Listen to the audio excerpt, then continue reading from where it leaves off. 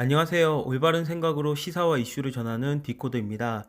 이번에 서울특별시 미디어재단 TBS가 유튜버 김어준 씨에게 6년여 동안 출연료로 24억 원 이상을 지급했다는 분석이 나왔습니다.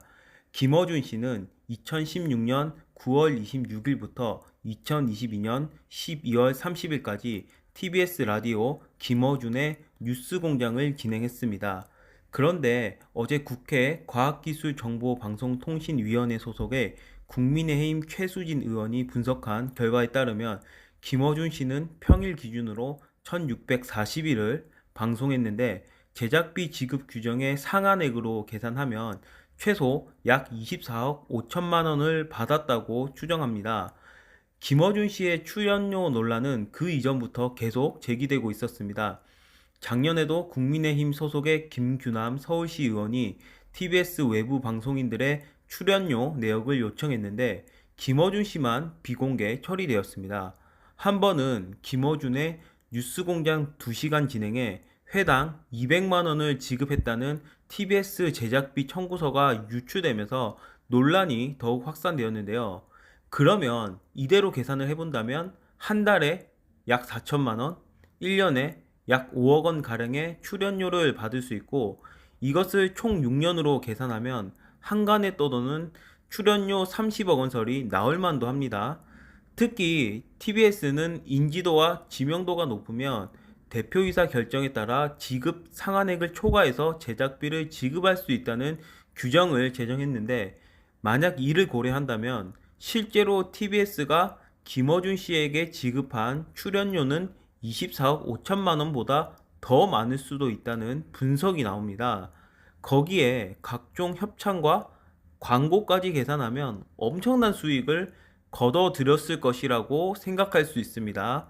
자, 실제로 지난 14일 국민의힘 김장겸 의원이 분석한 자료에 따르면 김어준의 뉴스공장 협찬 금액은 2022년 42억 5,100만 원, 2021년 34억 4,200만 원, 2022년 16억 8,400만 원입니다.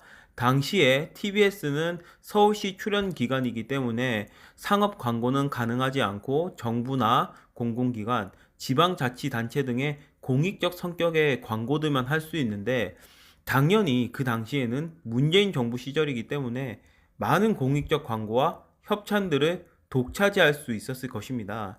그런데 이것도 지금 상당히 문제가 되는 것이 이제 정부가 바뀌고 TBS가 정상화되는 과정에서 이러한 광고와 협찬 독식을 할 수 없게 되자 광고 수익도 큰 폭으로 감소하게 됩니다. TBS는 그동안 연간 400억 원의 예산 중에서 70%를 서울시 지원에 의존하였는데 이번에 서울시 출연 기간 지정에서 해제되었습니다. 그래서 올해 6월 1일부터는 서울시의 재정 지원이 완전히 중단되었습니다.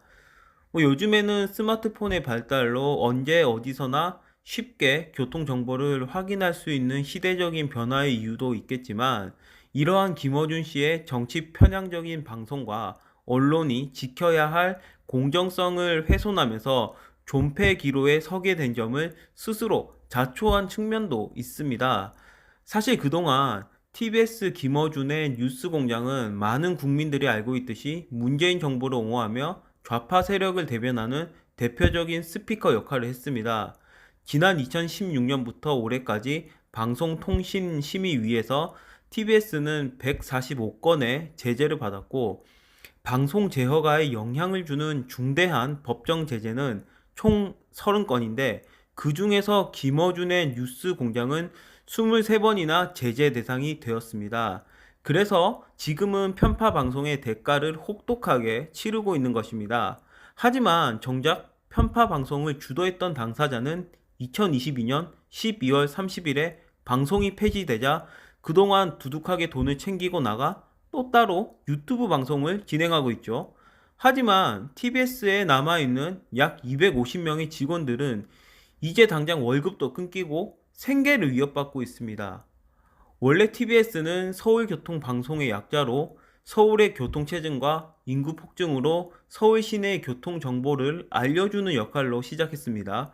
지금은 본래 목적에 충실하면서도 서울시의 정책과 소식을 홍보하고 있는데 이처럼 오랜 역사를 지닌 투명한 공영방송이 공정성을 잃고 정치 편향적인 방송 하나 때문에 폐국 위기에 처한 상황이 너무나 안타깝습니다. 여기까지 하겠습니다. 감사합니다.